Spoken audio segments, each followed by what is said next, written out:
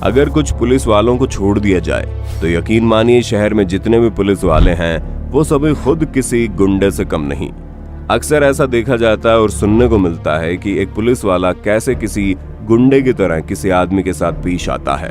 कभी किसी को लात मारता हुआ पुलिस तो कभी किसी को थप्पड़ मारता हुआ पुलिस, और कभी कभी वो पुलिस वाले किसी को इतना मारते हैं कि उसकी मौत तक हो जाती है। ऐसे में सवाल उठना लाजमी है कि एक पुलिस वाला जब किसी आम इंसान को टॉर्चर करे, एक पुलिस वाला जब किसी आम इंसान के साथ ही जानवरों की तरह व्यवहार करे, एक पुलिस वाला जब किसी आम इंसान की जान लेने पर आमादा हो जाए, तो ऐसी स्थिति में एक आम इंसान को क्या करना चाहिए?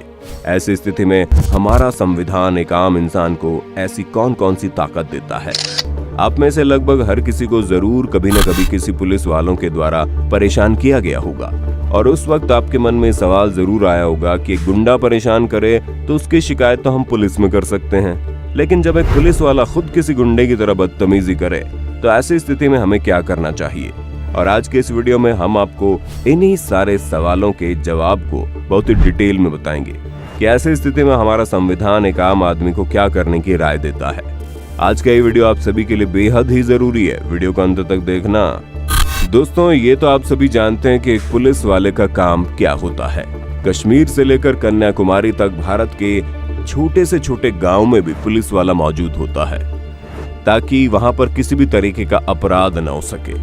अगर अपराध हो भी जाए तो कोई अपराधी खुले में न घूम सके, और शहर, गांव या राज्य या फिर देश में कानून व्यवस्था कायम रहे। लेकिन अक्सर हम ऐसी खबरें सुनते और देखते रहते हैं जब कानून की रक्षा करने वाला कोई पुलिस खुद कानून की धज्जियां उड़ा देता है। एक आम आदमी जब न्याय की उम्मीद लेकर किसी पुलिस वाले के पास जाता है तो वो पुलिस वाले ही उस आदमी के न्याय की उम्मीद को तार तार कर देता है। तो ऐसी स्थिति में उन पुलिस वालों से निपटने के लिए एक आम आदमी को क्या क्या करना चाहिए?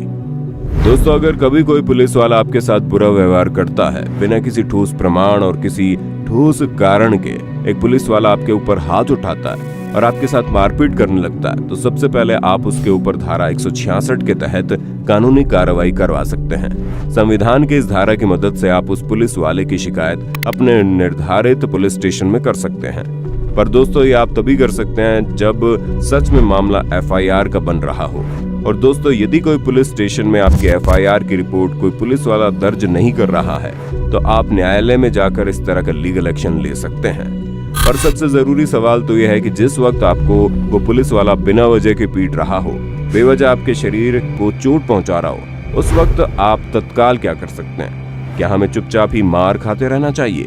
क्या हमें पुलिस वाले के ऊपर पलटवार नहीं करना चाहिए? तो दोस्तों, आपको बता दें, आप उस पुलिस वाले के साथ हाथापाई और मारपीट कर भी सकते हैं और नहीं भी। बस आपको कुछ बातों का ध्यान रखना है।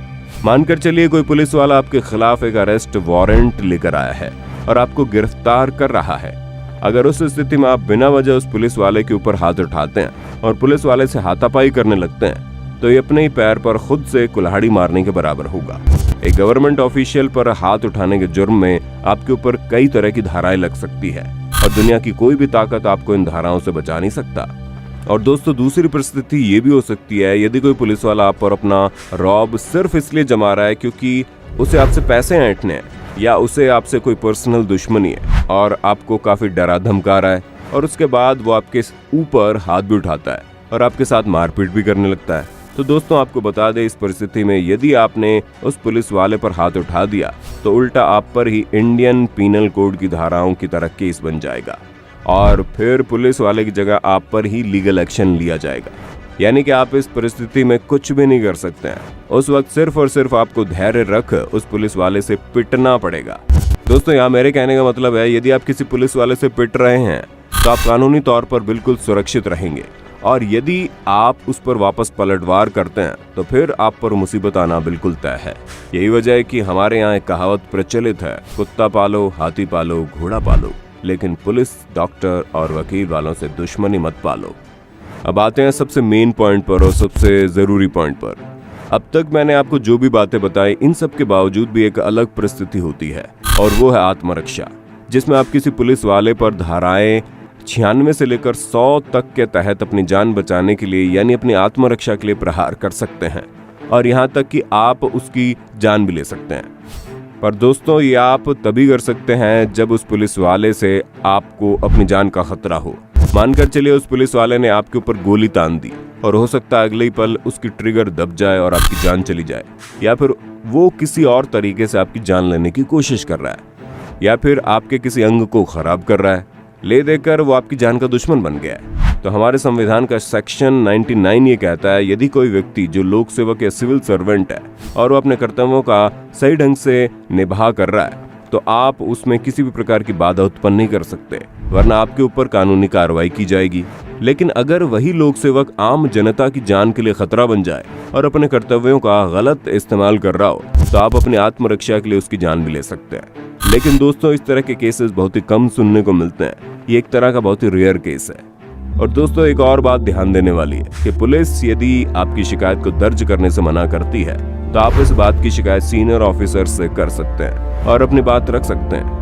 और यदि फिर भी आपकी कोई सुनवाई नहीं कर रहा है या शिकायत नहीं लिख रहा है, तो आपके पास भारतीय संविधान के सेक्शन 156 के अंतर्गत मेट्रोपॉलिटन मजिस्ट्रेट के पास इस बात की शिकायत करने का अधिकार भी होता है। और दोस्तों, पुलिस आपको तब तक पकड़ नहीं सकती जब तक कि उसे संदेह नहीं है कि आप आपराधिक गतिविधि में शामिल है। पुलिस आपको सिर्फ आपकी जाति, नस्ल या धर्म के आधार पर गिरफ्तार नहीं कर सकती। यानी दोस्तों, कुल मिलाकर बात ये हुई कि जब तक कोई पुलिस वाले का रौब आपकी जान पर ना बन जाए, तब तक आप उस पर हाथ नहीं उठा सकते हो और ना ही उससे ज्यादा बहस कर सकते हो। और इस बीच वो पुलिस वाला आपके साथ चाहे जितनी भी गाली गलौज करे, मारपीट करे, आपको वो सब सहना ही होगा। लेकिन अच्छी बात यह है कि आप इन सब के बाद उस पुलिस वाले के ऊपर लीगल एक्शन ले सकते हैं, लेकिन आप कानून को अपने हाथ में लेकर कोई भी काम नहीं कर सकते। यकीन मानिए, जैसे ही आप पुलिस वाले के खिलाफ कोई भी लीगल एक्शन लेंगे, वो पुलिस वाला बेबस होकर खुद आपके पास चल कर आएगा, आपके पास गिड़गिड़ाएगा, आपसे माफी मांगेगा, क्योंकि आपकी शिकायत के बाद उस पुलिस वाले में सिर्फ सस्पेंड होने का डर नहीं, बल्कि अपने इमेज और पोस्ट की धज्जियां उड़ने का डर भी होगा। और तो और, यदि अदालत में आप उस पुलिस वाले को दोषी ठहरा देते हैं, तो संभव है वो पुलिस वाला अपनी नौकरी से भी हाथ धो बैठे। दोस्तों, साल 1972 में देश भर में इन पुलिस वालों के बदतमीजी को देखते हुए एक गाइडलाइन जारी की गई, जिसमें लीगल एक्शन लेने की प्रक्रिया में ऐसे ऐसे बदलाव किए गए जिससे आम जनता को ज्यादा परेशानी ना हो और पुलिस वाले भी अपने कर्तव्यों और अपनी वर्दी के रौब का गलत तरीके से इस्तेमाल ना कर पाए। पहले गाइडलाइन में ये कहा गया कि जब भी कोई पुलिस वाला किसी को भी अरेस्ट करके ले जाता है, तो उसे अपने आइडेंटिफिकेशन का खासा ध्यान रखना होगा। यानी उसके वर्दी पर उसकी पोस्ट के अनुसार स्टार रैंक होना और उनके नाम का बैज होना आवश्यक है। दूसरी गाइडलाइन ये कहती है, जब भी कभी एक पुलिस वाला किसी व्यक्ति को अरेस्ट करने जा रहा है, तो उसके पास एक अरेस्ट मेमो होना ही चाहिए और उसके पास उस व्यक्ति का अरेस्ट करने का टाइम, डेट और जगह के साथ साथ एक आई विटनेस का उस मेमो पर हस्ताक्षर और बाकी की सारी जानकारी होनी चाहिए। दोस्तों, एक और गाइडलाइन ये कहती है कि जब कोई व्यक्ति को कोई पुलिस वाला अरेस्ट करता है और अगर उस समय उस व्यक्ति का परिवार वहां मौजूद नहीं है, तो ये उस पुलिस वाले की ही जिम्मेदारी होती है कि वो उसके परिवार को 24 घंटे के अंदर सूचित करे। तो दोस्तों, उम्मीद करते हैं आपको लगभग आपके सारे सवालों के जवाब मिल गए होंगे। अगली बार जब भी किसी चौराहे या फिर शहर के किसी कोने में अगर पुलिस वाला किसी आम आदमी के साथ बदतमीजी करता हुआ दिखे, या फिर आप खुद पुलिस वाले की बदतमीजी के शिकार हो, तो आप कानून को अपने हाथ में न लेते हुए जरूर उस पुलिस वाले को कानूनी रूप से तमाचा मारेंगे।